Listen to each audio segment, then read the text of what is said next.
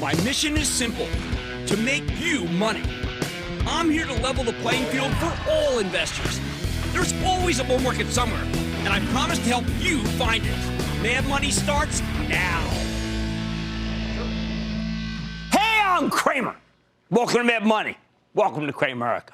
Other people want to make friends. I'm just trying to make you some money. My job is not just to entertain you, but to educate and teach you. So call me at 1-800-743-CNBC or tweet me at Jim Cramer.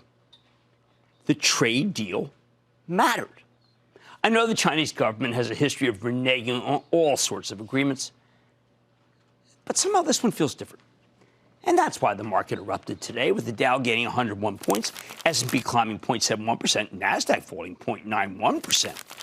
These were closing level highs. So the question is, why does this stage one trade deal feel so different to me? And I've been a skeptic, you know that.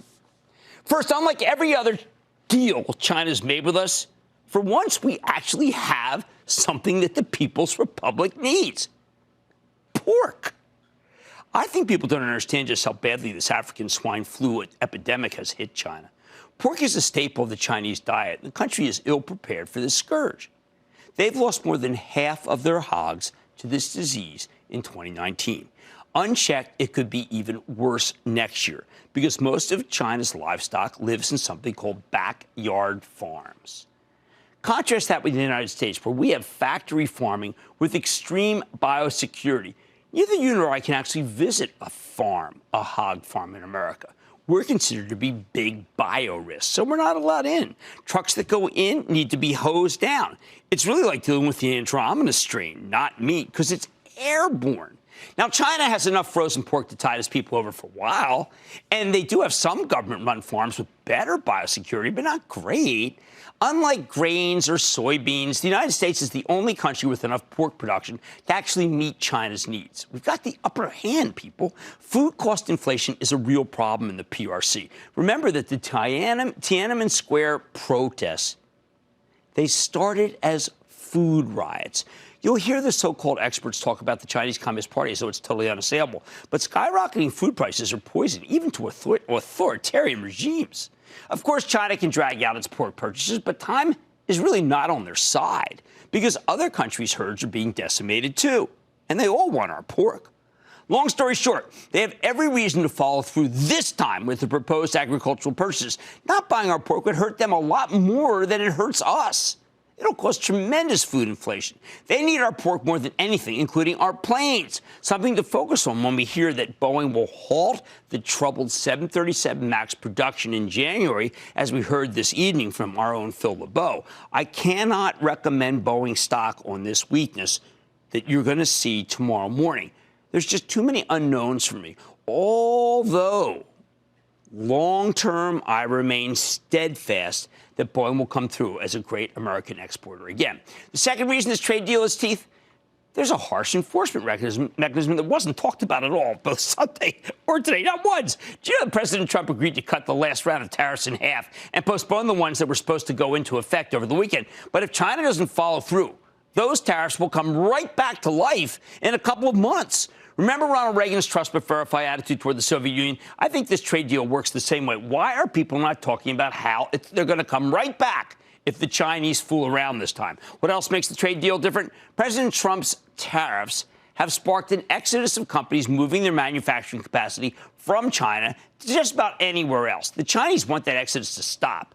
So many experts have told us that the tariffs mean nothing to China, that the government can afford to wait us out from here to eternity. How many times have you heard that?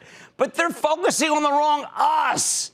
For decades, companies in rich countries like the United States would shut down their domestic factories, ship everything over to machinery to China where it's cheaper to make, and wages much lower. But now it's the other way around.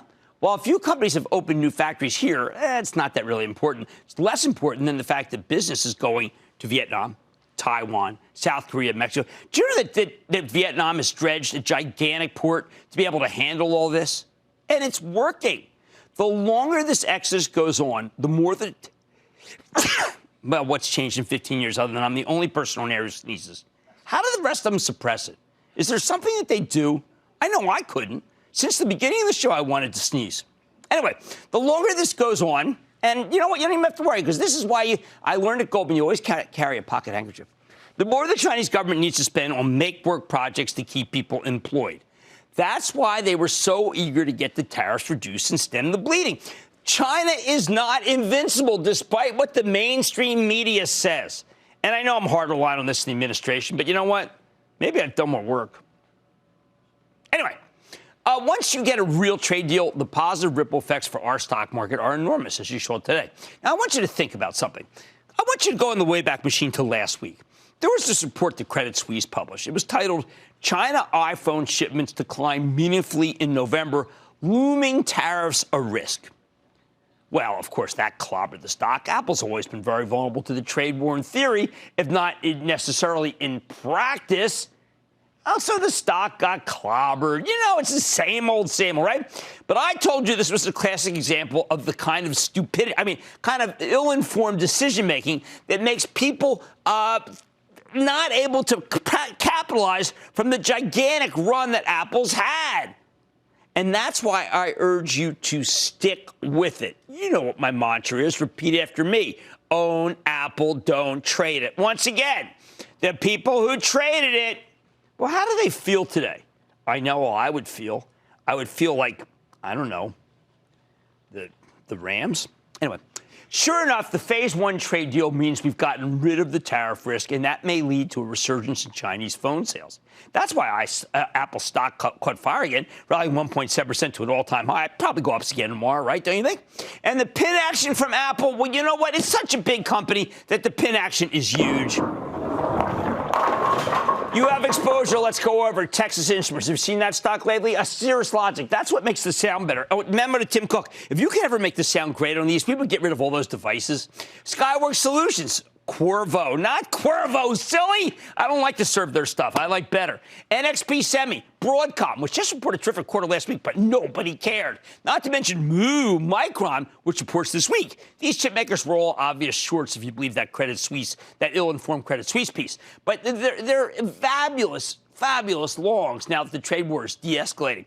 In fact, the whole semiconductor cohort's catching fire, including AMD, Intel, and my dog, NVIDIA. Who else wins? We know some of the retailers have done a great job mitigating the cost of tariffs, right? But others failed spectacularly. And the most lame and pathetic, Kohl's, symbol KISS, and Macy's, the big M, which is why their stocks have been roaring since we learned about this deal, because they were pure trade war victims. I didn't say roadkill. See, I've become very much of an ambassador of goodwill. Then there are the banks and the financial technology plays. If China follows through with its promises, these companies should be able to start operating in the PRC without bogus local joint ventures. Here I'm talking about JP Morgan, Bank of America, Citigroup, MasterCard, Visa, PayPal. Oh, and by the way, let me just throw in, because you can write on this thing, Goldman Sachs. Okay? Thanks to the strength in these major players, the financial ETFs make everything go up, right? Live by the ETF, die by the ETF. I will give a nod to a less inverted yield curve, but the Chinese are starting to let some of our companies be in China without ridiculous joint venture partners, and you're going to hear about one later. It's a stock that I really like. Okay?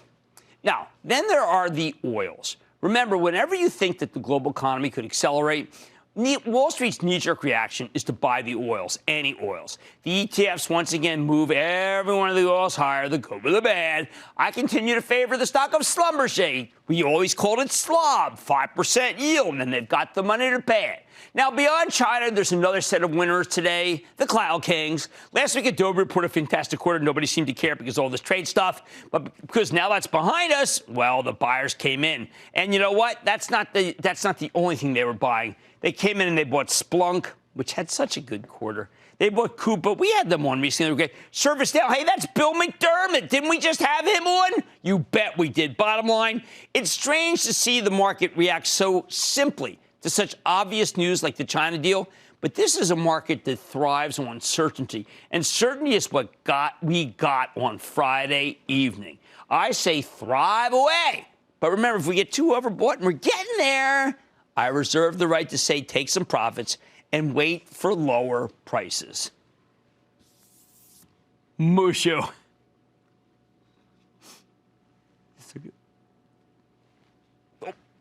I got it this time. Mark in Arizona. Mark. Hey, Jimmy, a big booyah from Prescott, Arizona. Yes. What's going on? A lot, man. Hey, thank you for taking my call. My pleasure. I had a question. This is about a company you've talked about on your show before. You've had the CEO on there, I believe. Right. It's International Flavors and Fragrance, IFF. Yes. Well, they're doing this really elaborate, incredibly difficult to understand deal with DuPont, of which Andreas Fibbig said on Squawk on the Street in a move that turned the whole thing upside down. When I asked him whether to do an equity offering, he said simply yes. And that was all she wrote for the stock. So let's wait for the equity offering, because that's what you have to do. That's what you had to do last time. That's what you have to do again. You know what? Why don't we go to Ryan in Michigan? Ryan. Hey, Jim. Happy holidays and blessings to you. Oh, same to you. Yes, sir. Thank you very much. The stock I'm calling about is McDonald's. Given the recent pullback and termination of their previous CEO, do you think now is a good time to own a position?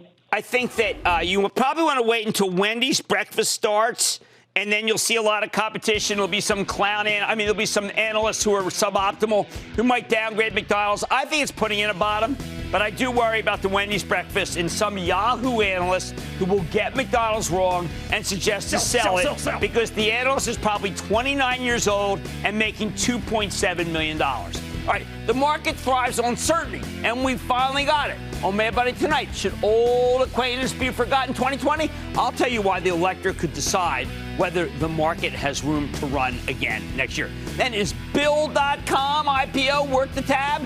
I'm eyeing the newly minted company to see if it's worth considering. And you may use the ratings to judge some of your portfolio's holdings, but should you judge the stock? You know, I'm sitting down with the CEO of one of my old faves, S&P Global, to find out. So stay with Cramer.